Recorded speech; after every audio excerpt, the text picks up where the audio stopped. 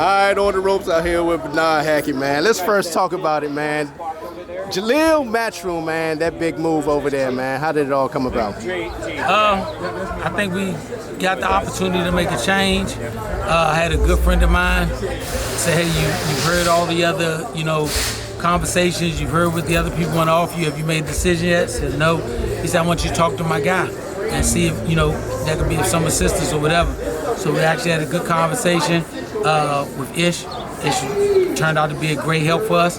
And Ish came in and said, hey, let me help maximize your son's ability, let you maximize what he can potentially do. We went to New York, met with them, met with Ish. Bud Crawford was there, had a great conversation with him.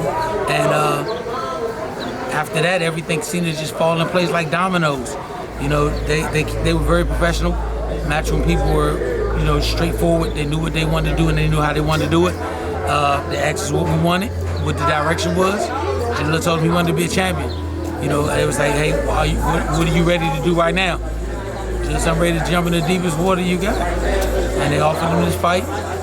He took it. I think it was just everything lined up perfect. Now it's on the Jaleel to perform. I really think from the way they talk and the way they actually acted, they're going to give him the opportunity to say, if you're the next big star, next big American star. Like I've always said, since he turned pro, Jaleel is the best prospect of his generation. If you're the best prospect of your generation and you get the opportunity to fight the Pete Dobsons and some other ones like that, you can't say no but say you're the best prospect. Because the best prospect means I step up to stuff that most people won't step up to. Pete Dobson just came off of Pete Dobson just came off of a 12-round decision loss to Conor Benn. Conor Benn is a top-tier guy. And if we're saying we're ready to take that step, then we have to go out there and do that. Jaleel does not have to get a knockout. He just has to go out there and perform to his best, have a dominant performance, and he stamps himself as one of those guys that's the next up. With that being said, working with Eddie Hearn, one of the things that Jaleel had talked about was being active, and right away on the Boots card, up in Philly, close to home. Will he be the co-main event on that? I think he's right before the co-main event. Right before the co-main event. And I understand how the sport goes. Just to be in that situation from the beginning when you sign with the promotion company, I think that shows a lot of faith that they have in what your potential could be. Eddie and his team are very professional. They ask what we want, and the one thing I always say, they didn't promise you. They put their ink where their mouth was. They actually put on paper, this is what we will do. Not, hey, if things go right, this potential to do this. No. And at the point where we're at and the things that they said they can do what they can do, you can only respect it and you can only follow it. I think for this move for my son was a great move.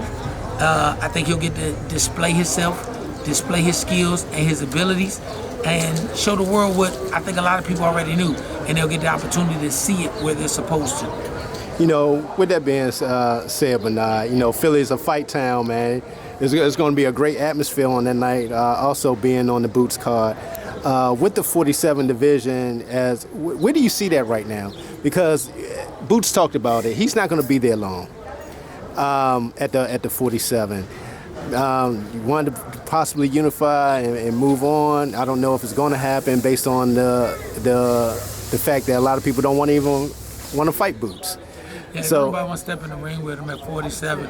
I'll say this: since my son turned pro, when he first turned pro, there were two kings of the welterweight division, Bud Crawford and Earl Spence. I said after they did what they did, Bud Crawford moved himself into that seat, but always in that next tier guy was Jerron Ennis. Now that those guys have moved on and didn't fight him for whatever reason, now he is the king of the welterweight division. The only way somebody can dispute that is if one of the current champions say, hey, I think he's not the king, he's just one of the four. And if they want to step up, whether it be Brian Norman, Stanley Onis, Mario Barrios, that can happen. But if it doesn't happen, I think Boots is the type of guy that's going to go to 54, win a belt, try to do it there. If he can't, I think we see Boots continue to move up to about 168. I just think he has that type of ability. So if that happens, once again, my son is the best young prospect out there. And this will actually make him go to the point where he can say, I am one of the top contenders. I think at that point is how does Matchroom and Eddie Hearns put him in the best situation to become a champion. I do think if he does what he has to do now and he continues to progress, if and when Jaron Ennis makes that move up to 54, I think it'll be a great fight for Jalil to fight for the IBF title, if that's the one that's vacant. And we do have the time to let Eddie Hearns pressure the rest of these guys into stepping in the ring with Jalil. You know, that's a great point also, and what you hear from for that 140 division, a lot of them going to have to come up to that 47. Oh, man, yeah. And you hear the talks already about that. Yeah, I think when you start seeing those guys make that jump to 47 for 40, there's a lot of great fights out there that could potentially come Jalil's way, especially if he's a champion at 47. I think you still have Devin Haney. He's still a viable player. He could be moving up. At some point, you're going to have the good ones like the Shakur Stevensons, one of my top guys when he turned pro, Keyshawn Davis. At some point, he will be at 47. Jalil can stay there. There's a lot of enticing, great fights for him, you know, before he has to think about moving up to 54. But why not wait for those guys? Why not wait for those? Those are big paydays. You know, those are excellent paydays. Those are excellent opportunities to cement yourself.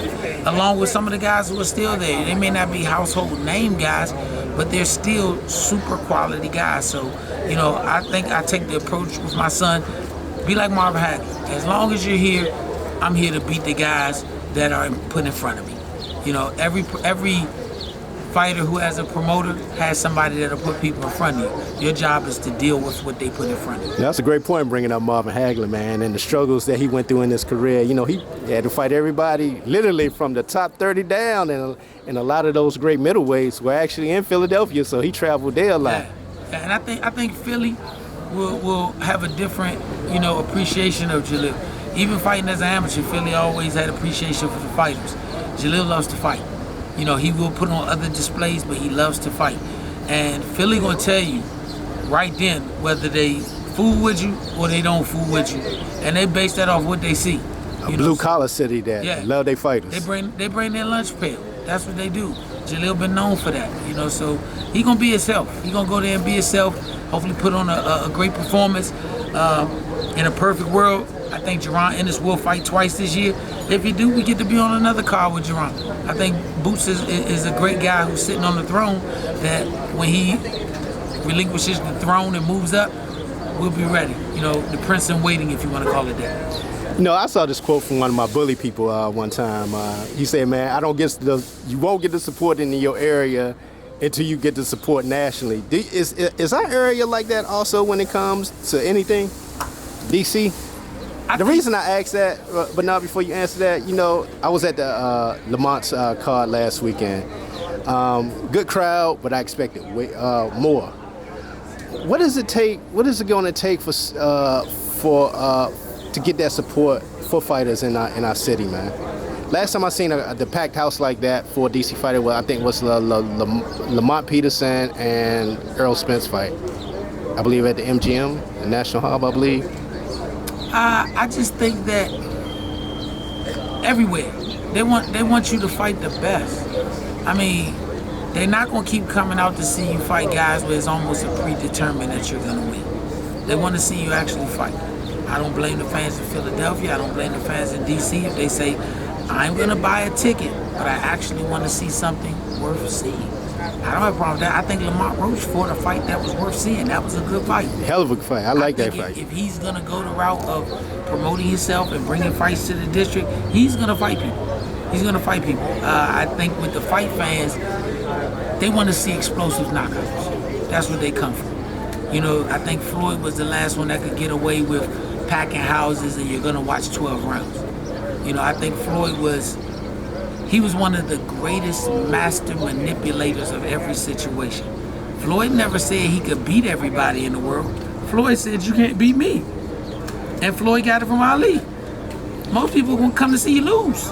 You know, that's a great point. He mastered it. That's a great point, but no, I didn't think about that till you just said that about the Mayweather. With the Mayweather situation, because of the criticisms that Shakur gets. He was talking about that. He's like, my style is similar, so why I get the heat? I think this is when you tell people I'm gonna get a knockout, and you don't go out there with the anticipation or with the thought of actually getting a knockout, the fans feel like they get let down. I also think when you're in the era of Gervonta Tank Davis and he go out there and electrifies every time he goes out, it's kind of hard for people to pony up the money twice. You know, you if you get 3 fights and anybody asks you to go to 2 out of 3 because you can afford to go to 2 out of 3, are you going to go to Canelo, Gervonta Davis, and put any third person up there because nobody else is giving you those great knockouts outside a couple of heavyweights? Are you always going to go to this guy? Well, no matter who it is. You know, if the argument is Shakur just using him as the third, if you want to see 2 explosive knockouts, you going to the first 2. You're going to see Gervonta, you see Canelo. That's just how it is. I think boxing is going through a small renaissance. We're actually going through a power surge. You're starting to see young fighters getting knockouts that are starting to pack houses. Jaleel, Abdullah Mason, they go out there, they looking for the flat line. Tank has raised the bar. Tank has rolled the dice, and those dice have come up winner. And if that's how you want to go, you have to go out there and not play it safe. You got to go looking for it. And at times, if you don't, you're asking people to pony up hundreds of thousands of dollars for a ticket. They want to see something that's worth their money. Look at Tank Davis, $20 million gates, $18 million gates. Because then people know they're going to see a show. You got to perform. I tell my son the same thing. You must not just win fights. You have to sell tickets. I think Floyd learned that a lot when dealing with Vince McMahon and the whole WWE and that whole style. And I think that really elevated Floyd during that time. Because remember, we started seeing him on Dancing with the Stars and everything. Because, like you said, a lot of young fighters now, they'll say, I don't do interviews. How you don't do interviews? How you don't do, how you going to, he said, I just let my hands do the talking. Well, we not in that era right now. No. And once again, you can't say that Floyd wasn't a knockout guy because I think he had more than 50% of his fights ended in stoppage. And not just the dudes when he first turned pro. Shit, on the back end of the career, he stopped Ricky Hatton. And Ricky Hatton was a dog. Yeah. You know, so I think young fighters are getting it and they're looking for it. Like I said, I think about some of the young guys that are chasing knockouts. I'm not mad if a dude don't get it when he was trying to get it.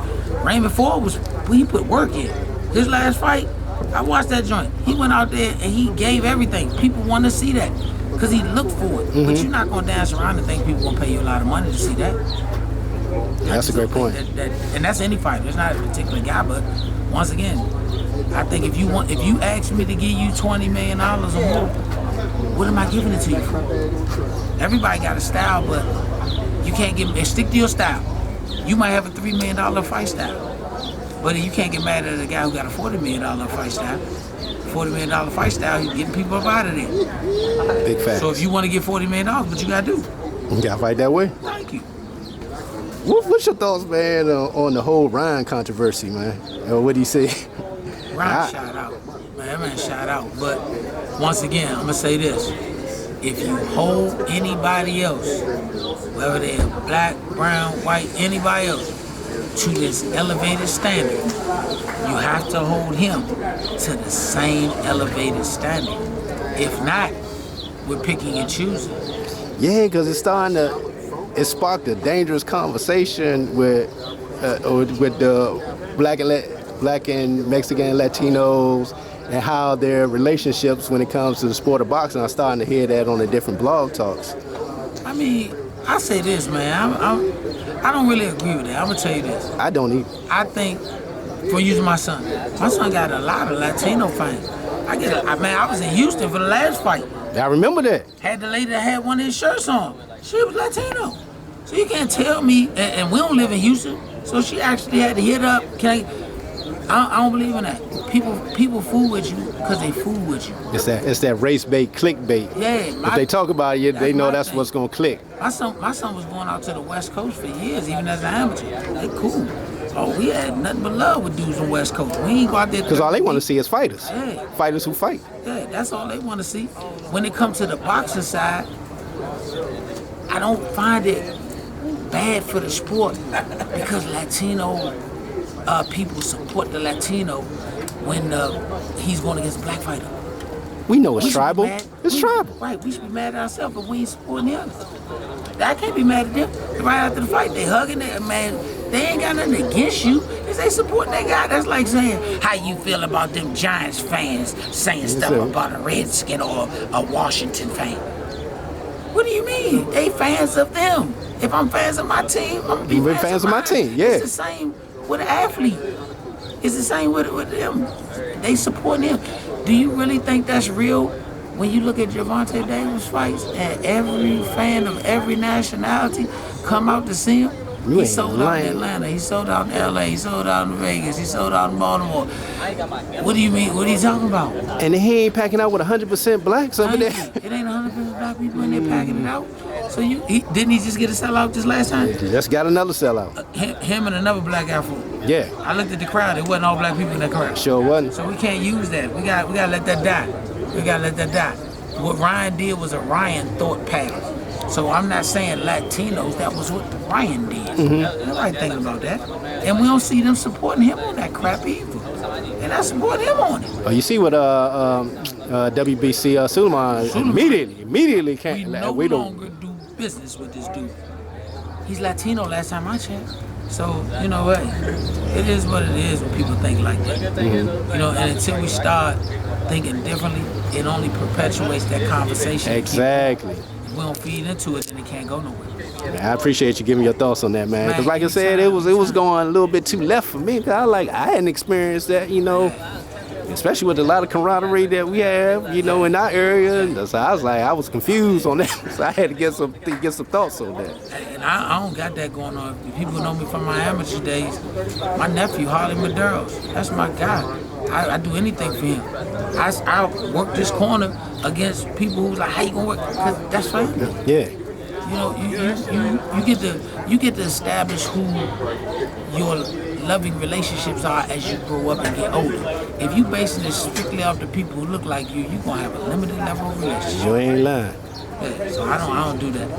Hey, you caught the prediction from my grandma. Man, fourth round. I don't think she's ever been wrong when she gave a prediction, as far as I know. At 93, about to be 94 in 2 months. Man, that's a blessing, man. She's still in the gym. She still got her faculties.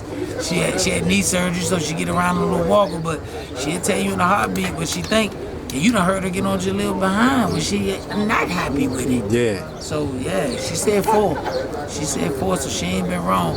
I hope the streak continue and she right again, because we ain't been past the 4th round yet. You ain't lying, man. I'm looking forward to the fight, man, coming up this weekend. I already hollered at my man that's in charge with the Matchroom media side, so we good. We good. Tell all them bully people they ain't hit us with no patches, no T-shirts. Oh, man, I got fool with them, man. They don't fool with us, man. They don't fool with us, man. Man, I gotta hit them up, man, because I ain't been on there lately, man. I've been so busy with the funeral side, so yeah, I got to holler at my people. Keep grinding. I love what they doing. They giving a better name to a dog that doesn't need a bad name. So I really appreciate it. Man, I appreciate your time as always, Bernard. There you have it. Bernard Hackett, man. We out.